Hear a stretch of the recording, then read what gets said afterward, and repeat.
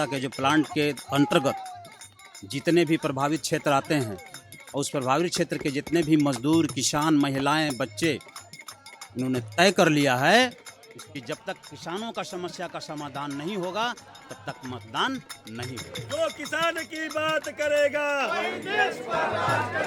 चोर आई तो को दिन चोरी करी, एक रात चोरी करी, 2 रात चोरी करी, 13वां रात तो धैये ले।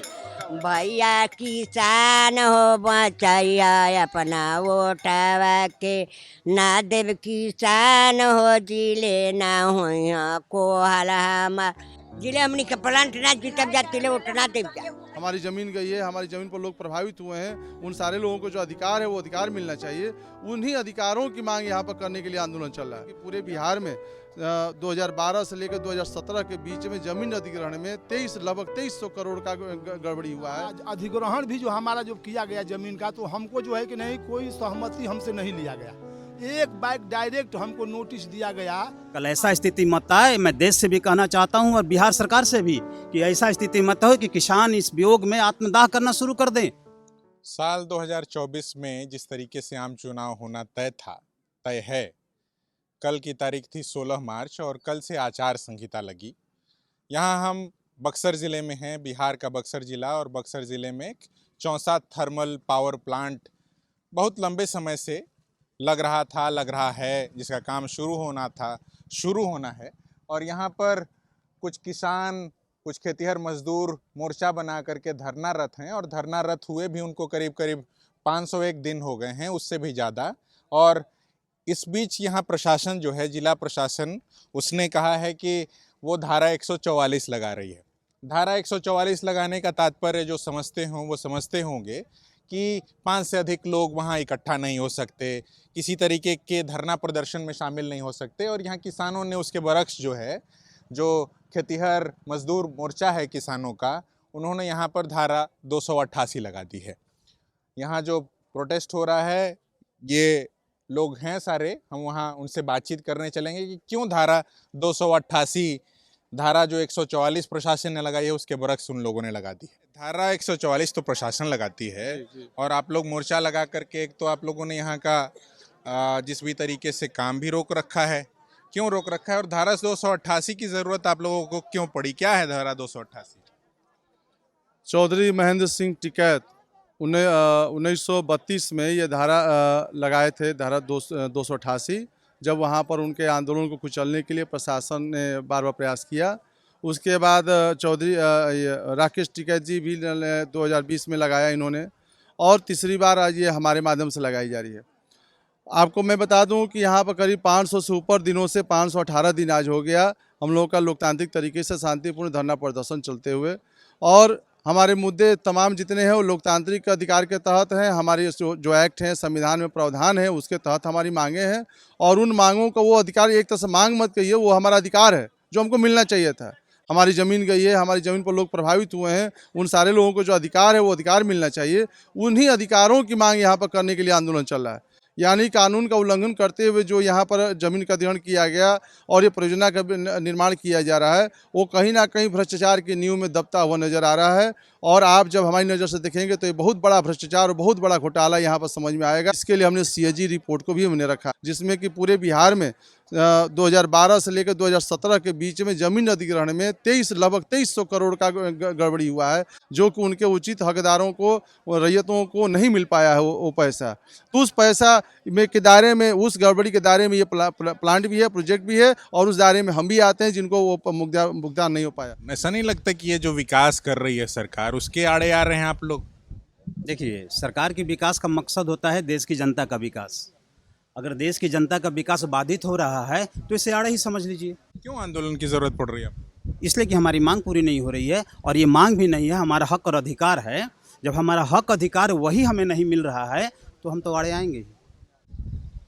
ये हमारा संविधान भी कहता है कि अगर आपका हक अधिकार नहीं मिल रहा है तो आप धरना प्रदर्शन आंदोलन, अभी तो ये नंगा नाच नाचे हैं, कल ऐसा स्थिति मत आए। मैं देश से भी कहना चाहता हूं और बिहार सरकार से भी कि ऐसा स्थिति मत हो कि किसान इस वियोग में आत्मदाह करना शुरू कर दें। थर्मल पावर बक्सर चौसा के जो प्लांट के अंतर्गत जितने भी प्रभावित क्षेत्र आते हैं और उस प्रभावित क्षेत्र के जितने भी मजदूर, किसान, महिलाएं, बच्चे, उन्होंने तय कर लिया है, इस पर फोकस कीजिए कि किसानों का समस्या का जब तक समाधान नहीं तब तक मतदान नहीं। ये तय हो गया कि जब तक किसानों का समस्या का समाधान नहीं होगा तब तक मतदान नहीं होगा।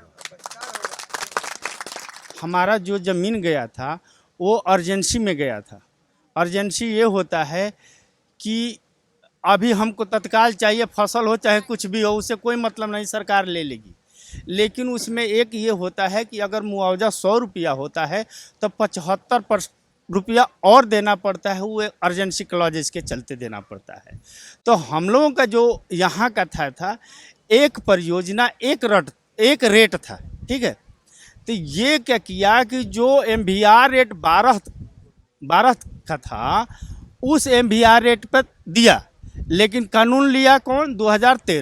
2013 में यहाँ का जो सबसे हाईएस्ट रेट था तो 9,000 रुपया डिसमिल था।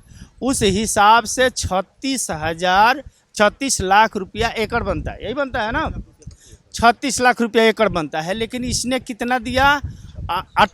26 लाख रुपया दिया, और 2 लाख रुपया वैसे जोड़ जाड़ के जैसे हम लोगों के हिस्सेदारी में भैया सूद का, उसमें भी सूद में भी इसने घपला क्या किया कि ये केवल 20% पर सूद दिया। 80% जो मुआवजा बनता था उसको किसी को सूदे नहीं दिया। जैसे कुछ लोग इसमें मुआवजा पहले ले लिए थे, उनका तो भले हुआ, लेकिन कुछ लोग इसमें इसलिए लड़े थे कि तुम सही नहीं रेट दे रहे हो, हमको 100% एक साथ चाहिए, हमको 20% के लिए दौड़ेंगे नहीं। वैसे लोगों को क्या किया कि ये सूदे नहीं दिया, खाली मात्र 20% पर दिया। तो अब इस तरीके से जा कर के कोई 66 लाख बन रहा है जी, 36 लाख 63 लाख रुपया एकड़ बनना है, जिसमें इसने 26 लाख रुपए दिया। इनको जब नई जमीन की ज़रूरत पड़ी रेल कॉरिडोर और वाटर पाइपलाइन के लिए, जब ये आए, ये क्या किया कि अभी 2013 वाला रेट पर आज वर्तमान में भी ज़मीन उतने ही रेट पे ही मांग रहे हैं। और तो और इसने इतना प्रशासन के मिली भगत से काम किया कि जो 2014 में इसने रेट को रिवाइज करके जो 2013 में था MVR का रेट, उसको घटा दिया। कहीं ज़मीन का रेट घटे हुए भाई साहब आप लोग नहीं सुने होंगे कि ज़मीन का MVR रेट कहीं घटता है। ज़मीन का रेट कहीं घटता है कि बढ़ता है? प्रति वर्ष बढ़ता है। दूसरा इसका षड्यंत्र ये है कि 2014 के बाद 22 तक इसने कोई भी MVR रेट का रिवीजन नहीं किया, ये मिली भगत करके कि हमको पुराने वाले दर पे ही डंडा दिखा करके प्रशासन को किसान से हम ज़मीन ले लेंगे। क्योंकि किसी के साथ बेईमानी आप एक बार करिएगा, जैसे ही दूसरा बार जब लग जाएगा कि नहीं फिर बेईमानी करने आया, तो पिछल का अगल का सब देखना शुरू करेगा। और जब इर्द गिर्द चारों ओर देखता है तो कहता है ये तो चारों ओर से हमको लूटने ही पर लगा है। तब किसान सब जागृत होकर कहे कि अब ऐसे नहीं होगा, इसके साथ लड़ना होगा। उसके बाद यही देख लीजिए सारे लड़ाई में उतर गए हैं, और जब तक से ये मांग पूरा नहीं होगा इनका काम भी नहीं होगा। लड़ाई ये बा जो उनकर आर पार के लड़ाई बा, आया बाकी उनके दिखा दे न तो देख ले। चोर आई तो क दिन चोरी करी, एक रात चोरी करी, 2 रात चोरी करी, 13वां रात तो दहिए ले, तब ओकर टांग टूट जाई तो चोर तो अपना घर चल जाई। तोरा हमरा लड़ाई रही, चोर एक दिन मारा जाता आई ना, फिर दौड़ हुआ एक बेर मर नहीं जाए यही रोड पर। आ तहिए ले वहीं का भी ख्याल बा, पुलिस आवतन तो गोड़ पर गिरतन। अब हमनी के गोड़ पर गिरावे आवतन सा, कंपनी गिरवा, कंपनियों आके हमारा गोड़ पर गिरी, आ पुलिस गिरी, सुनत रही जियत रही तो दुनिया लोग। सर हमनी का यही मांग बा कि हमनी का मौजा सही मिले के चाहिए। यदि मौजा ना दिहन तो हमनी का धरना यहाँ से हटी ना। अब विधायक MLA हमनी का कोई ना हो, यदि रहे तो हम लोग का सहारा दे। जब हमनी का सहारा नहीं खे तो वोट के दे जा। जब हमनी के साथ कोई है ये नहीं खे, जितना प्रशासन पुलिस थाना बा वो कंपनी का तरफ से बा, तो कंपनी वोट दे के जिताई। ऐसा उस समय तो बहुत सा मतलब फैसिलिटी दिया जा रहा था कि आप लोग को नौकरी मिलेगी, आप लोग को बिजली फ्री में मिलेगा, बहुत सुख सुविधा शहर हो जाएगा आप लोग के लिए, बाहर जाना पड़ेगा कमाने के लिए, रोजगार भी मिलेगा। लेकिन जस्ट उसका उल्टा हुआ सब कुछ। यहाँ तो सब भुखमरी हो गया, और रोजगार तो छोड़िए, दूसरा टाइम से बुला कर सब रोजगार दिया जा रहा है, यहाँ के लोगों को बाहर भेजा जा रहा है। बोला कि नौकरी ना है यहाँ पे। हमको SDM साहब आज साल भर से दौड़ा रहे हैं कि तुमको नौकरी मिलेगा मिलेगा दिया जाएगा। जब भी जाते हैं उनके पास कागज वो ले लेते हैं, बोला ठीक है तुमको फोन जाएगा 10 मिनट के बाद, इसके बाद तुम आना ड्यूटी करने। लेकिन आज तक से अभी तक कोई काम ना हुआ सर। पहले में लोग कह रहे हैं कि आप पैसा ले लीजिए आपत्ति डाल करके।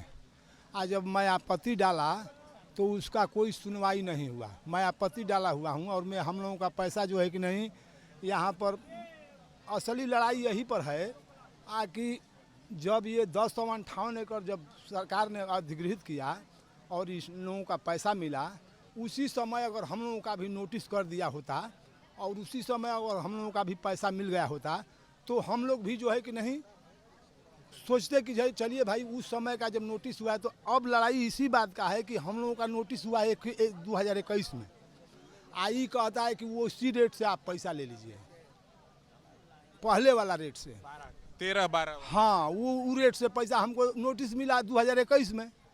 और जो है कि नहीं आज अधिग्रहण भी जो हमारा जो किया गया ज़मीन का, तो हमको जो है कि नहीं कोई सहमति हमसे नहीं लिया गया। एक बाइक डायरेक्ट हमको नोटिस दिया गया कि आपका ज़मीन इतना अधिग्रहित किया जाता है और आपका पैसा इतना बनता है, इस तरह का हमको नोटिस मिला।